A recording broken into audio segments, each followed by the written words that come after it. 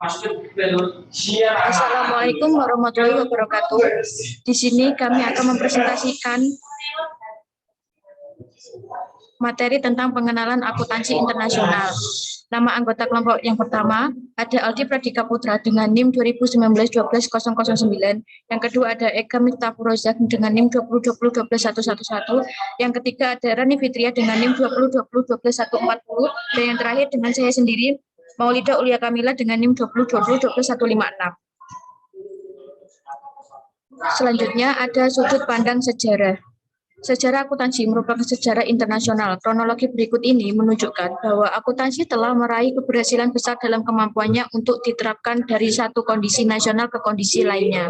Sementara di pihak lain memungkinkan timbulnya pengembangan terus-menerus dalam bidang teori dan praktik di seluruh dunia.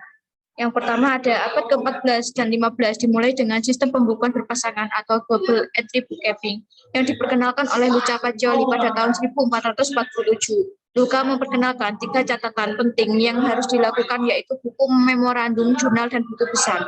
Pembukuan ala Italia digunakan di Jerman untuk membantu pedagang pada zaman Fugger dan kelompok Hanseatic. Pada tahun 1870-an di Kepulauan Inggris ada suatu proses akuntansi pabrik yang terorganisasi di Skotlandia dan Inggris.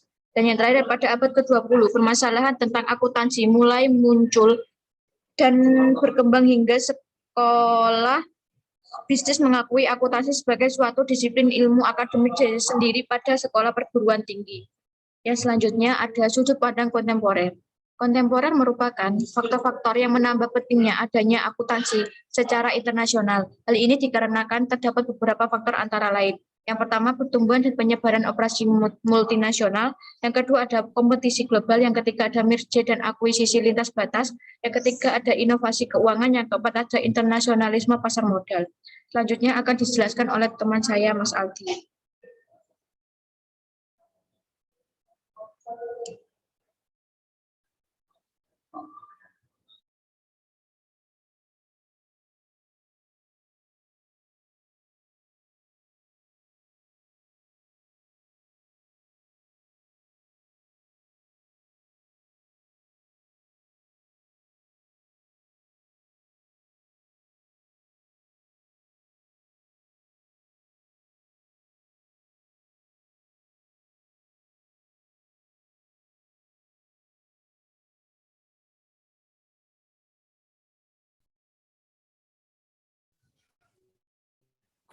Sisi global.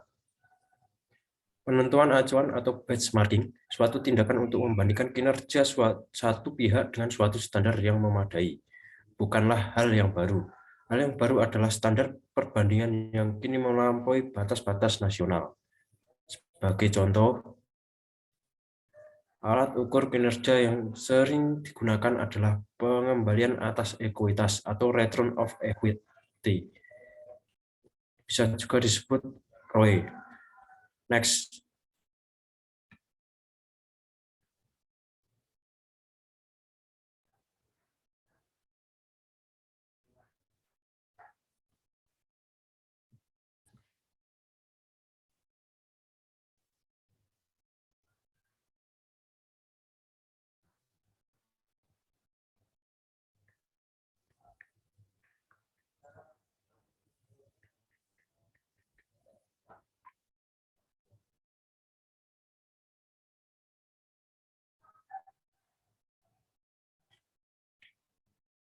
Merger dan akuisisi lintas batas. Penilaian perusahaan seringkali didasarkan pada faktor berbasis seperti rasio harga atas laba atau P/E dalam industri dan menerapkan faktor atas laba yang dilaporkan oleh perusahaan yang sedang dinilai untuk menghasilkan harga penawaran yang memadai. Perusahaan yang melakukan akuisisi ketika sedang memberikan tawaran atas target akuisisi asing adalah sejauh apa faktor E atau laba earning dalam ukuran P/E merupakan refleksi sesungguhnya dari variabel yang sedang diukur bila dibandingkan dengan hasil dari perbedaan pengukuran akuntansi.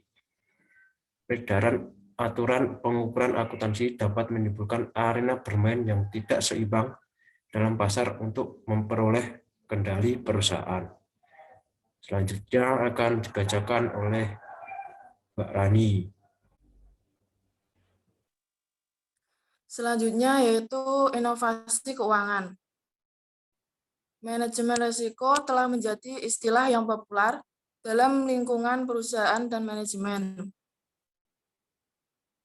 Deregulasi pasar keuangan dan pengendalian modal yang terus dilakukan, kerentanan dalam harga komoditas valuta asing, kredit, dan ekuitas menjadi hal yang biasa.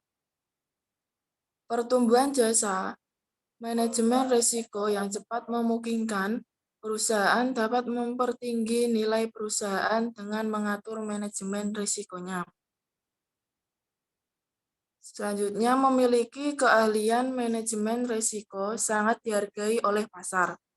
Next, Kak.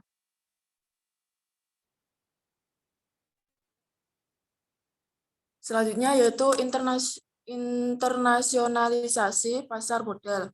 Yang pertama yaitu faktor yang banyak menyumbangkan perhatian lebih di kalangan perusahaan, investor, regulator, pasar, pembuat standar akuntansi, dan pendidik ilmu bisnis. Yang kedua yaitu data statistik menunjukkan pada tahun 1990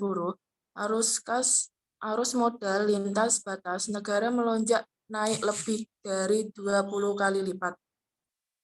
Yang ketiga yaitu nilai penawaran sekuritas internasional telah melonjak lebih dari 4 kali lipat dalam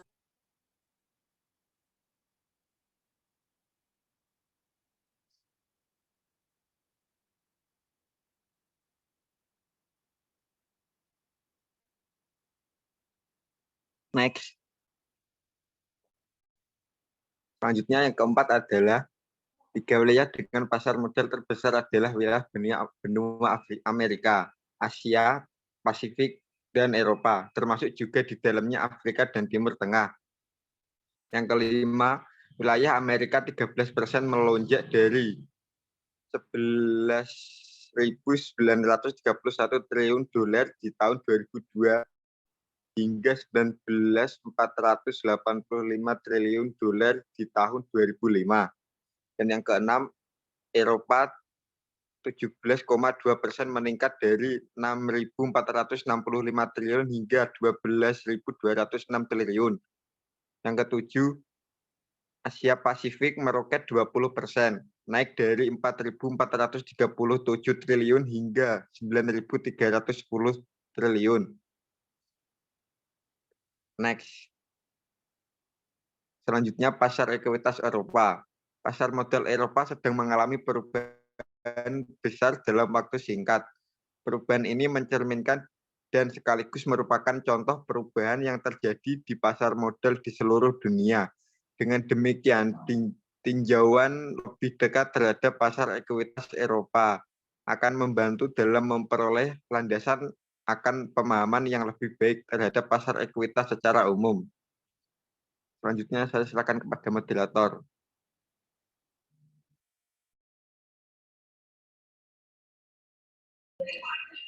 Sekian dari kelompok kami siap menerima semua pertanyaan kecuali menerima kenyataan bahwa kita hanya sebatas teman. Terima kasih semuanya. Wassalamualaikum warahmatullahi wabarakatuh.